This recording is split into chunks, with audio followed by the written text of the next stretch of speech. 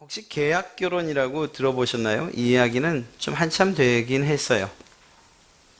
그냥 편하게 이야기하면 우리 일단 살아보자.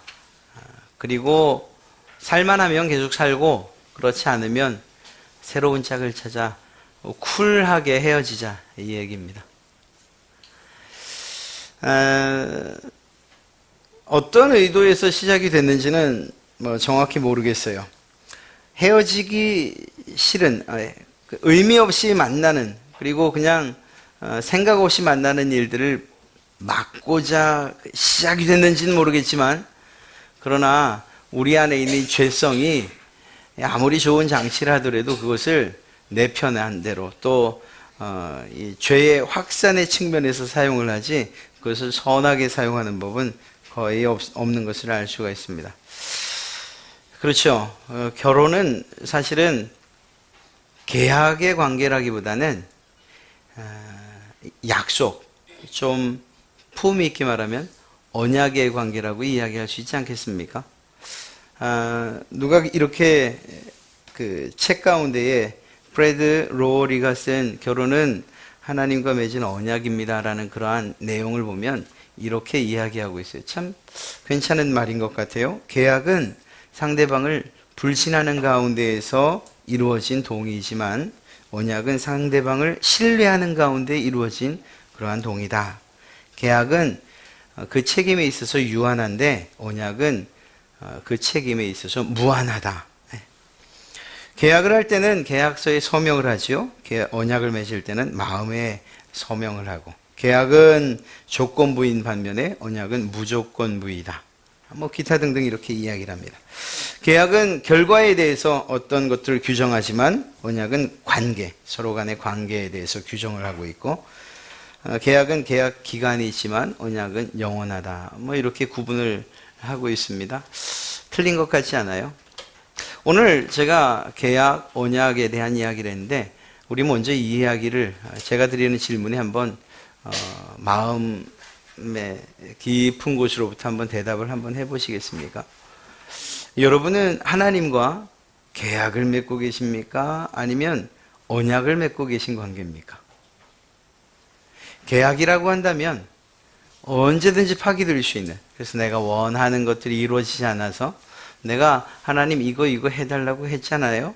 근데 왜 아무런 응답도 없고 어째서 오히려 정반대의 일이 내게 일어나지? 계약 파기. 이렇게. 우리 꼬마 아이들이 유초등부 아이들이 교회를 잘 나와요. 그러다가 어느 날부터 안 나와요. 길에서 만났어요. 야, 누구야? 요즘에 왜 안 나오니? 나 너 보고 싶은데. 저요? 교회 끊었어요. 이렇게 얘기를 해요. 계약의 파기죠. 뭔가 얻을 게 없다는 얘기예요. 정말 우리가 하나님을 대할 때에 여러분들이 하나님 저랑 계약서 쓰신 거 아시죠? 제가 도장 찍은 거 아시죠? 이렇게 사무적으로 또 내 편에서 배타적으로 때로는 내 편의성에 입각해서 일방적으로 계약서를 쓰고서 하나님에게도 지키라고 이야기하고 있지 않은가 하는 이런 생각을 해보게 됩니다. 오늘 여러분들과 함께 나눌 이야기가 바로 이 약속, 언약에 관한 이야기이기 때문이에요. 우리는 모든 이야기들, 소설 혹은 드라마 혹은 영화, 정말 잘된 그러한 스토리는 플롯, 구성이 정말 좋아요. 기본적인 구성은 발단으로부터 시작해서 전개, 그리고 위기, 절정, 그리고 결말에 이르게 되죠. 이것들이 각각 무엇을 의미하는지는 지금 설명드릴 건 아니고요. 이렇듯이 마치 산을 올라가듯이 이야기가 시작되고 배경, 그리고 등장인물, 이렇게 돼서 사건이 일어나고 그 사건이 큰 문제를 만나죠. 그리고 그 문제가 아주 절정에 이를 그때에 역시 그 문제에 대한 해결이 이루어지고 그리고 이야기는 맞춰지게 되어 있어요. 오늘 함께 살펴보려는 이 아브라함의 이야기도 이러한 이야기의 구성 가운데서 살펴보면 사실은 시작하는 이야기예요. 아브라함이 어떤 곳에 살았는지, 그곳이 어떤 곳이었는지, 그리고 그가 무슨 일을 해야 했는지에 대해서 이야기를 하기 때문에 사실은 시작에 관한 이야기라고 할 수 있습니다. 그런데 저희가 지금 이 위대한 시작이라는 그러한 프로젝트를 살필 때 보면 사실은 지금 이 이야기는 절정에 해당하는 이야기일 수도 있어요. 무슨 얘기인가면요. 조금만 우리가 지나간 한 6주 전부터의 이야기를 잠시 이야기하면 이게 절정이구나 하는 그런 생각이 동의하실 겁니다. 하나님께서 창조하셨죠. 세상 만물과 그리고 인간을 만드셨어요. 그런데 그들이 하나님 앞에 범죄를 했고 그리고 그 죄의 문제 때문에 결국은 하나님과 사람 사이 관계, 사람과 사람 사이 관계가 깨졌어요.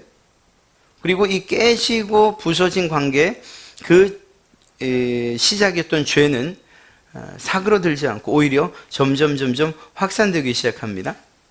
그래서 심지어는 자기 동생을 죽이는 일까지 있었고 또 어떤 이는 사람을 죽인 걸 자랑하기까지 하는 이러한 상황이 벌어지고 말았어요. 마침내는 온 세상이 죄악으로 가득 차는 지경에 이르게 됐죠. 하나님께서 어떻게 하시죠? 홍수로 모두 멸망시키기로 결정하셨고 그렇게 하셨어요. 자, 이야기가 끝난 것 같은데 이야기는 끝난 것 같은데 죄의 역사는 끝나지 않아서 그들이 결국은 그 죄 아래서 바벨탑을 쌓게 됩니다.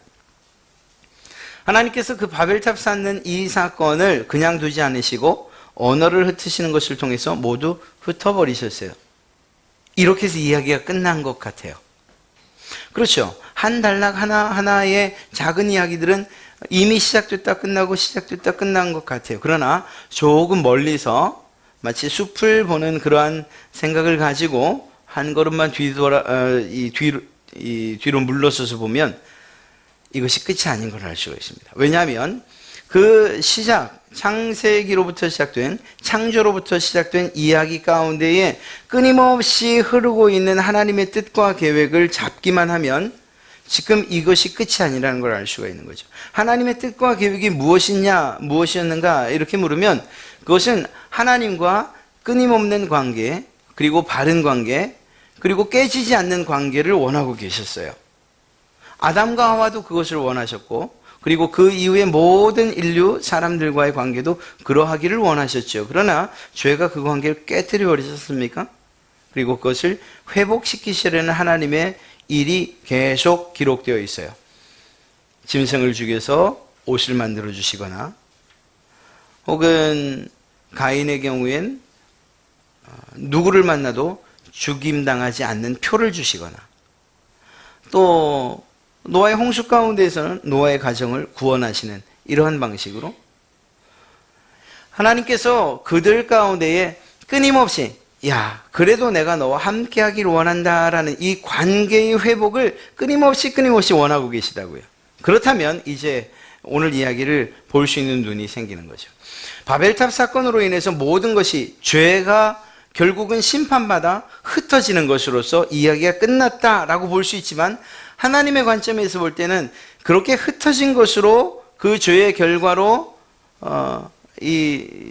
그 상태 그대로를 원하지 않으셨다는 거예요. 하나님은 끊임없이 그것이 다시금 회복되어서 하나님과 사람 사이, 사람과 사람 사이의 관계가 회복되기를 원하고 계신다는 거죠. 그러면 우리에게 어떤 질문이 생기냐면 그래요? 그러면 이 바벨탑 사건을 통해서 흩어진 이 사람들이 어떻게 모이게 될까요? 하나님의 뜻이 그렇고 하나님의 계획이 그렇다면 하나님은 이들을 어떻게 다시금 하나 되게 하고 관계를 회복시키실 것인가 라는 이러한 생각을 할 수밖에 없어요. 이건 이야기의 흐름상 당연한 거예요. 하나님의 뜻과 계획을 생각하지 않는다면 그래 죄를 지었으니까 그 심판 가운데 흩어진 것이지 끝이라고 말할 수 있지만 그 흩어짐이 하나님의 뜻이 아니라고 생각하고 오히려 다시금 하나 되게 하고 막힌 담이 헐어지고 그리고 관계가 회복되고 하는 것 그것이 하나님의 뜻이라고 본다면 그러면 하나님은 이 흩어진 인류를 또 흩어진 사람 그리고 깨진 관계 가운데 있는 이 사람들을 어떻게 다시금 회복시킬 것인가 이러한 궁금증이 우리에게 생길 수밖에 없어요. 이런 생각을 가지고서 아브라함의 이야기를 시작하면 아브라함뿐만 아니라 아브라함의 자손들 그리고 그들을 통해서 나라가 만들어지고 그 나라 가운데에서 하나님 이 백성들이 하나님을 어떻게 대하는지, 하나님은 또 그들을 어떻게 대하시는지를 볼 때에 우리의 이 관심이, 그리고 우리의 좀 편한 말로 하면 우리의 흥미가 떨어질 수가 없어요. 야, 이렇게 해결하시는 거야, 이 문제를. 그리고 그 안에서 하나님의 놀라운 지혜를 보게 되는 거죠. 여러분이라면, 여러분이 만약 그럴 수도 없지만 하나님이시라면, 그러면 여러분들은 그 흩어지고 부서진, 그래서 이제는 도저히 하나 될 것 같지 않은, 그리고 다시 회복될 것 같지 않은 그 관계를 어떻게 회복시키겠습니까? 이 질문에 대한 대답을 12장부터 하고 있는 거예요. 하나님은 도대체 이 부서지고 깨져버린 이 관계를 어떻게 회복하시는가? 하나님의 그 회복의 시작은 한 사람을 선택하시는 것으로부터 시작됩니다. 이 한 사람을 선택하는 것으로부터 인류를 향한 그 사랑과 그리고 그들의 그 관계 회복을 위한 그 계획이 시작되고 있는 거예요. 더 놀랍고 감사한 것은 이 선택하심에 있어서 누구와 의논하거나 혹은 아브라함, 내가 너를 선택해도 되겠니? 라고 말씀하지 않으셨다는 거예요. 오히려 아브라함은 하나님께서 나를 선택하실 것에 대한 생각조차 못하고 있었는데 하나님께서 그 일을 주도적으로, 주권적으로 하셨다는 거죠. 하나님의 온전하신 뜻과 계획에 의해서 한 사람 아브라함을 부르신 거예요. 선택하신 거예요. 이것으로부터 관계의 회복을 위한 하나님의 또 다른 계획이 시작되고 있는 것을 보게 됩니다. 하나님이 아브라함을 주도적으로 또 혹은 주권적으로 부르셨다는 사실에 대해서 오늘 성경이 이야기하고 있어요. 1절부터 4절 사이에, 더 정확하게 이야기하면 1절부터 3절 사이에 나와 있는 하나님의 말씀, 아브라함을 향한 하나님의 말씀을 살펴보면 이 사실을 잘 알 수가 있어요.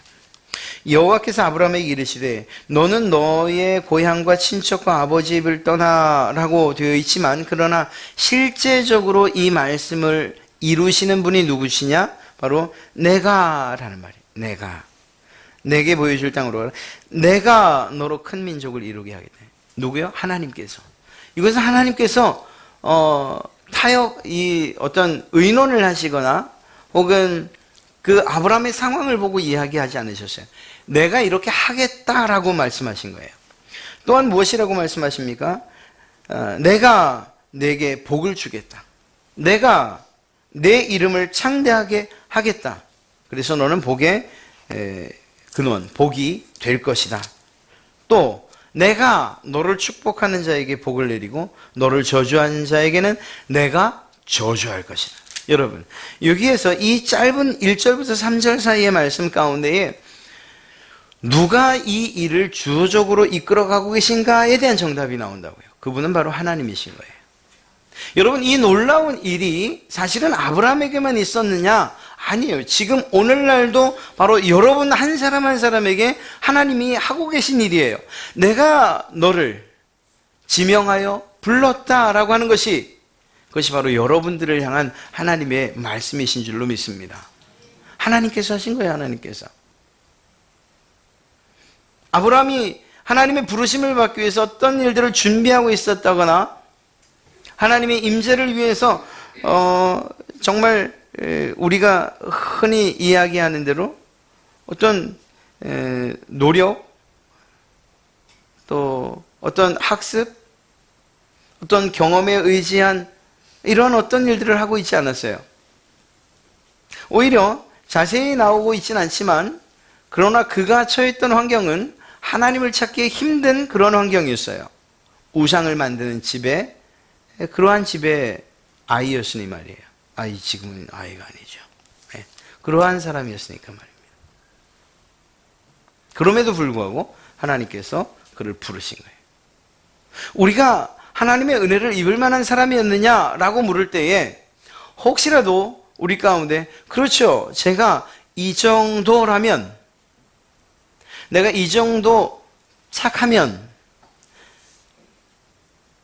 그래도 내가 이 정도 의로우면, 이 정도로 생기면, 이 정도로 많이 가지고 있으면, 많이 배웠으면, 많은 경험이 있고 또한 많은 능력이 있으면, 그러면 하나님이 이 정도면 저를 부르실 만하지 않습니까? 라고 생각하지 않으세요? 그런 일은 있을 수가 없어요. 하나님의 부르심은 우리의 조건이나 환경, 우리의 그러한 전통이나 우리의 경험이나 우리의 지식이나 이런 것들과 상관없기 때문이에요. 하나님께서 우리를 부르실 때에, 바로 여러분을 부르실 때, 우리는 그분 앞에서 아무런 자랑할 것이 없었다는 거예요. 그분의 뜻에 의해서 부름받았다라는 사실, 그 사실 하나만큼 분명하고 정확한 것은 없습니다. 놀라운 게 있어요. 하나님께서 무엇이라고 하죠? 내가 내 이름을 창대케 하겠다. 여러분, 내 이름이라고 할 때에 번뜩 생각나는 게 없으세요? 우리가 지난주에 살폈던 내용인데, 바벨탑을 쌓은 이유가 뭐였죠? 우리의 이름을 내자. 세상에 우리의 이름을 내자. 이것이 바벨탑을 쌓은 목적이었어요. 그런데 그들의 이름을 내기는커녕 오히려 하나님의 심판 가운데 흩어져 버리고 말았죠. 이제는 하나님께서 그들 스스로 이름을 내는 것이 아니고 내가 너의 이름을 크게 해주겠다라고 약속해 주고 계신 거예요. 이것이 하나님의 약속이고 언약인 거죠. 또 하나님께서 무엇이라고 말씀하십니까? 너로 큰 민족을 이루게 하겠다. 너는 복의 근원이 될 것이다. 여러분, 복의 통로가 되겠다고, 너를 복의 통로로 삼겠다고 말씀하신 거예요. 앞서 말씀드렸던 것처럼 바벨탑 사건 이후에 모든 사람들은 하나님께서 내리시는 복과는 상관없이 여전히 저주받은 땅에서 죄의 종노릇을 하며 살고 있는 그런 사람들이었어요.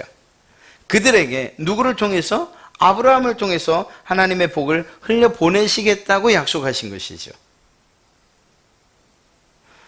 하나님께서 어떤 계획을 가지신지 그 계획이 정말 놀랍지 않으십니까? 하나님께서 또한 땅을 약속해 주셨죠. 내가 지시할 땅으로라고. 물론 그것은 앞이 보이지 않는 것이었어요. 그러나 하나님께서 그에게 땅을 약속하셨다는 사실만큼은 분명히 알 수가 있습니다. 뿐만 아니라 또한 후손을 약속하셨어요.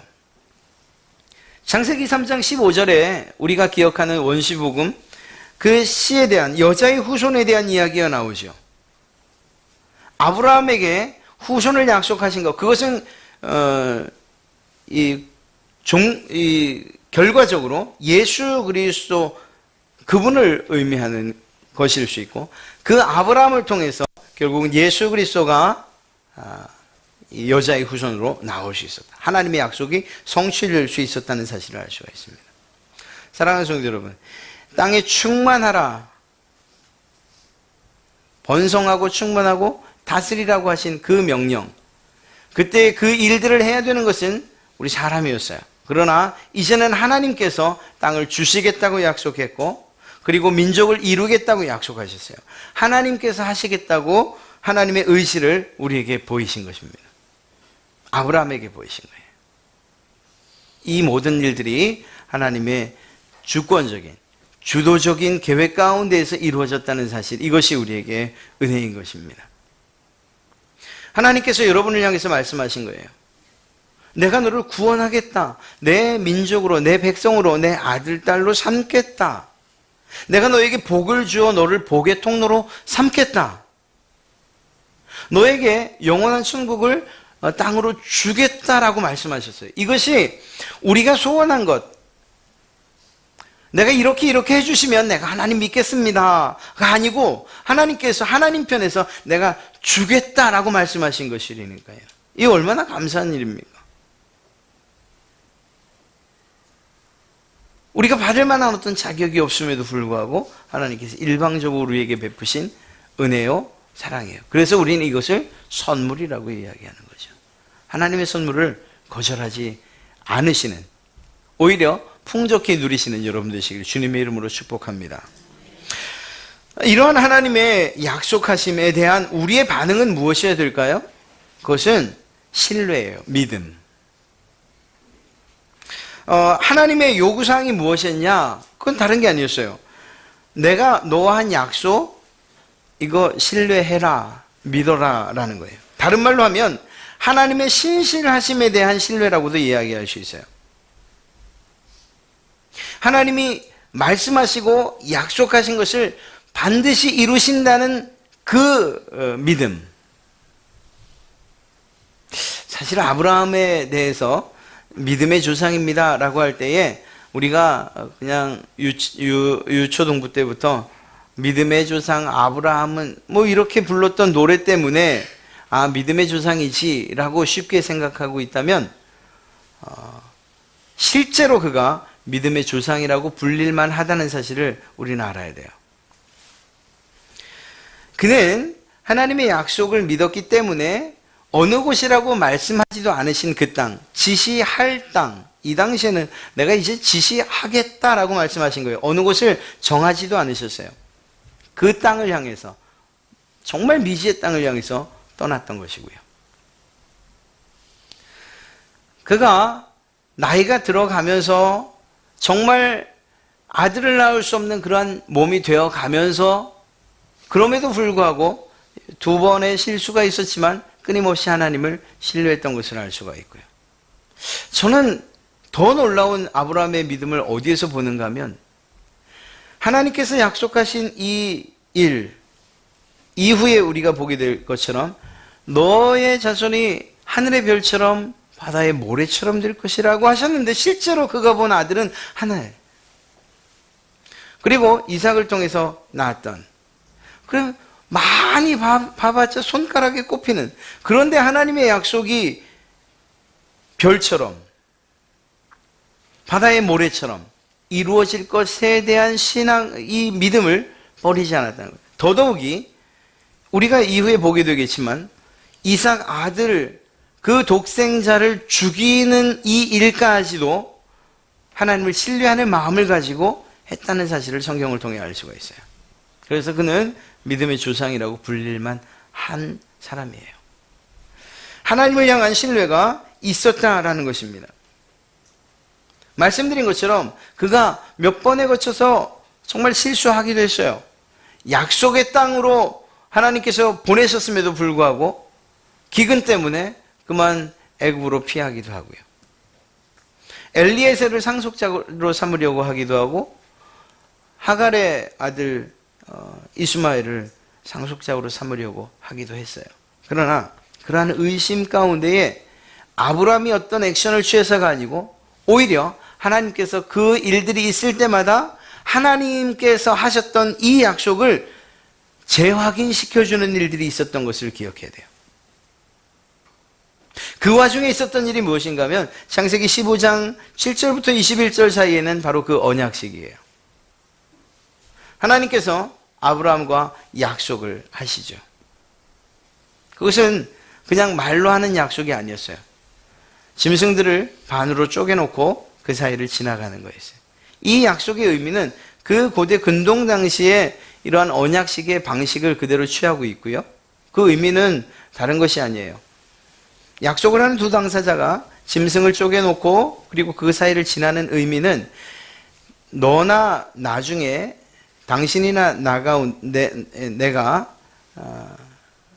누구든지 간에 약속을 지키지 않으면 그러면 저 짐승처럼 쪼개질 것이라는 거예요. 죽게 될 것이라는 그것을 약속하는 거예요.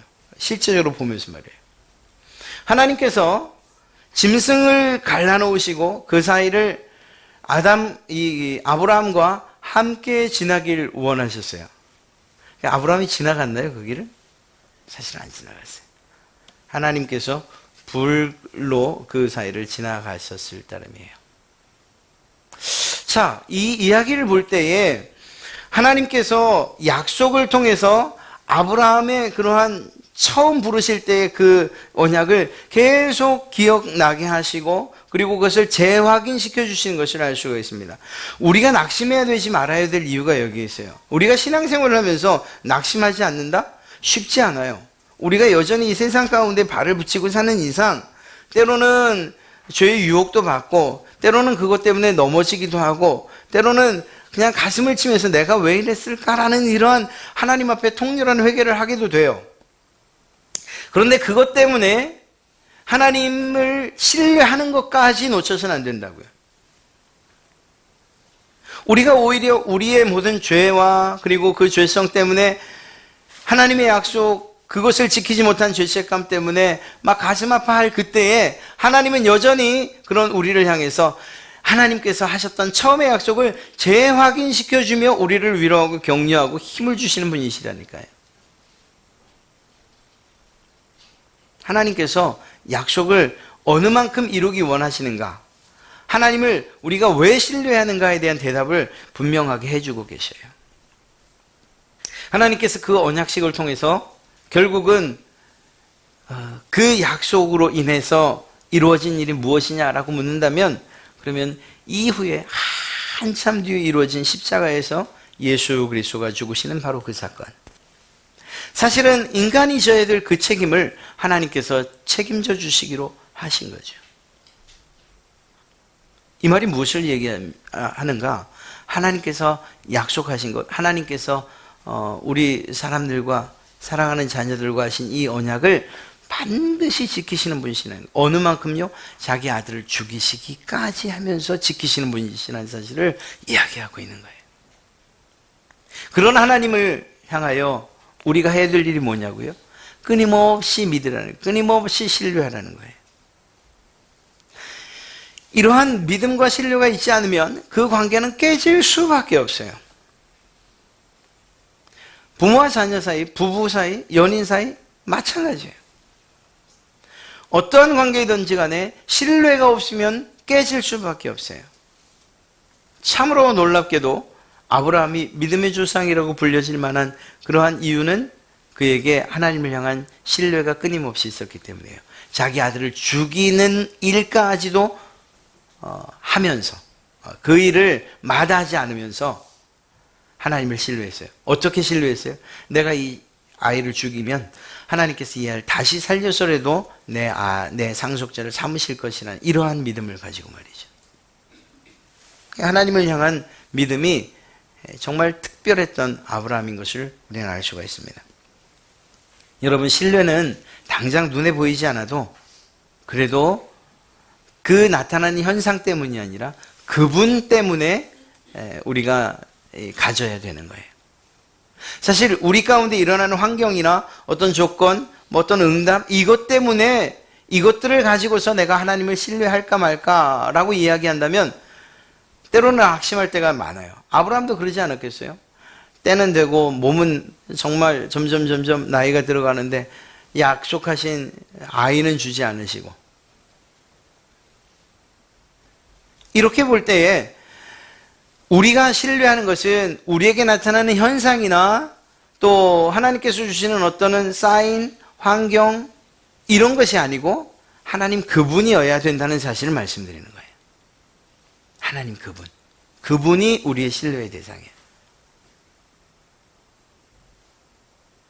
여러분들이 믿을 수 있는 그분, 오직 그 한 분이 하나님이시기를 주님의 이름으로 축복합니다. 하나님을 신뢰하는 여러분들에게 하나님께서 그 신뢰에 대한 보상과 보응을 반드시 해주실 것을 알기 때문입니다. 또한 믿기 때문입니다. 이렇듯 하나님께서 우리를 불러주셨죠. 아브라함을 불러내셨듯이 또한 우리에게 신뢰를 요구하시죠. 아브라함이 그러했던 것처럼 또한 하나님께서 우리에게 요구하시는 바는 세상 가운데서의 구별을 원하신다는 사실을 꼭 기억하십시오. 아브라함을 하나님께서 그에게 다시금 또 약속을 재확인시키며 하셨던 일, 특별한 한 가지가 있어요. 그것이 무엇이었는가 하면 그의 이름을 바꿔주셨어요. 아브람에서 아브라함으로. 놀라운 변화예요.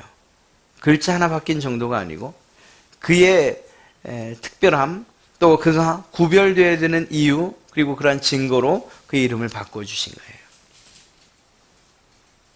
그는 열국의 아버지로서 하나님의 약속을 신실하게 누릴 수 있는, 그리고 또 받아 이행할 수 있는 그런 사람으로 이미 준비되어 있었던 것이고, 또 그 일은 하나님의 신실하심 가운데서 이루어져 가고 있었어요. 사랑하는 성도 여러분, 여러분의 이름이 무엇입니까? 그 이름, 그 앞에 성도 혹은 그리스도인, 이러한 이름이 새로 붙지 않았습니까? 하나님께서 하나님을 신뢰하고 그리고 하나님의 자녀 되기를 원하는 여러분들에게, 물론 그 이전에 하나님의 부르심이 있었고요, 그러한 여러분들에게 세상에서는 취득할 수 없는, 얻을 수 없는 그러한 새로운 이름을 주지 않으셨습니까? 세상과 구별되는 그러한 삶을 살도록 명령하시며 성도라는 이름을 주지 않으셨습니까? 세상 사람들이 살아가는 그 세상적 가치관이 아니라 하나님의 눈으로, 그리고 하나님이 보시는 대로, 하나님의 생각하시는 대로 살아가라고 우리에게 그리스도인이라는 이름을 주지 않으셨습니까? 이것은 그저 내가 편할 때 띄었다 붙였다 하는 그런 이름이 아니고요, 하나님께서 구별되이 살라고 우리에게 주신 그러한 이름인 줄로 믿습니다.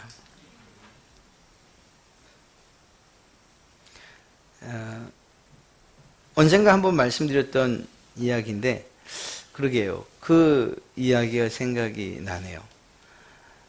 지금은 저랑 신대원 동기였는데 친구고요. 지금은 제천에서 목회를 하고 있는 친구가 있어요. 군인이었어요. 신대원 다닐 때 맨날 늦어요. 저희 야간 학부였는데 매일 늦어요. 그럴 수밖에 없죠. 마치고 와야 되니까. 부대 마치고 오니까 다 인정했어요. 군복 입고 오거든요. 어느 날 친구들하고 모여서 이야기하면서, 내가 뛰었어. 뭐 딱지 뛰었어? 그게 아니고 스티커를 뛰었어. 그러더라고요. 무슨 얘기인데? 하나님은 당신을 사랑하십니다. God loves you를 유리창에다 크게 써붙이고 다닌 거예요. 스티커로. 근데 빨리 오려니까, 지각하지 않으려니까 막 그냥 신호 위반, 막 차선 위반, 이런 거 없이 그냥 막 달려오는데, 어느 날 그게 느껴진 거죠. 그래서 뛰었다고. 그래서 그래, 3년 동안만 뛰고 다니자. 그랬는데, 그 다음날, 의미가 없네. 소용이 없어. 왜? 하도 오랫동안 붙여놔서 거기만 이렇게 자국이 남은 거예요, 자국이.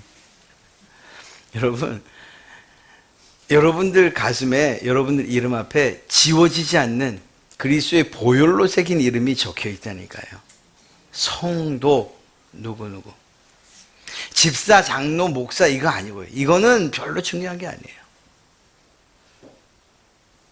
성도 아닌 목사는, 그거는 하나님께서 기뻐하실 만한 사람도 아니고요. 진정한 그리스도인 아닌 그러한 집사는 그거 하나님 별로 기뻐하지 않는 그러한 이름이에요. 그건 중요한 게 아니고요. 여러분 이름 앞에 있는 성도, 그리스도인 누구누구. 그래서 그 이름의 값을 하는, 성도라는 이름에 걸맞는 삶을 살려고 부단히 애를 쓰는, 그냥 교회 안에서만이 아니고 여러분들이 사는 그곳, 그냥 가장 가까운 사람끼리 그냥 살 부딪히고 사는 그 가정에서 그리스도인 됨을 드러내면서, 가장 사랑하는 사람끼리 그 사이에서 그리스도인이라는 그 이름을 드러내면서 사는, 가정에서나 직장에서나 특히 교회 안에서 뿐만 아니라 세상 가운데에서 내가 그리스도인입니다라는 사실들을 드러내고 사는 이러한 구별됨을 하나님이 원하신다고요. 그것 때문에 여러분을 부르신 것이고, 그 부르심에 순종하는 여러분들을 통해서 여러분들을 향해서 때로는 손가락질을 하고 조롱을 하는 그들에게 복을 흘려보내기를 원하고 계시는 그분이 하나님이시고, 그분의 마음이 바로 이런 그 사랑의 마음이 그렇게 흘러져 가기를 원하신다는 사실을 오늘 이 아브라함의 생애를 통해 보게 됩니다. 사랑하는 성도 여러분, 하나님께서 여러분을 부르셨어요. 아브라함을 부르신 것처럼. 하나님께서 여러분에게 요구하세요. 아브라함에게 나를 끊임없이 신뢰해라고 말씀하셨던 것처럼. 하나님께서 여러분이 세상 가운데에서 구별되기를 원하셔요. 아브라함을 그렇게 구별됨 가운데 두시고 또한 사용하셨던 것처럼 우리에게 성도 그리스도인이라는 이러한 정말 아름답고 놀라운 이름을 주시면서 이제는 이 이름에 걸맞게 살라고 우리에게 말씀하고 계십니다. 사랑하는 성도 여러분, 하나님께서 우리를 부르셨고 또한 정말 우리가 취득할 수 없는 그 아름다운 이름을 주셨다는 사실 하나만으로도 그분을 신뢰하고 사랑하기에 충분할 줄로 믿습니다. 더 놀라운 것은 그렇게 하나님을 신뢰하고 또 그분을 사랑한다고 고백할 때 우리가 상상치 못했던, 우리가 기대하지 않았던 놀라운 은혜와 복을 또한 베풀어 주신다는 사실이에요. 이게 얼마나 감사한 일입니까? 다음 한 주간도 그리스도인으로서, 성도로서 그 이름의 그 거룩함과 성결함과 또한 하나님께서 우리에게 주신 그러한 빛나고 영광스러운 그리스도인의 삶을 사시기에 부족함 없는, 오히려 넉넉히 살아내시는 그러한 여러분 되시길 주님의 이름으로 축복합니다.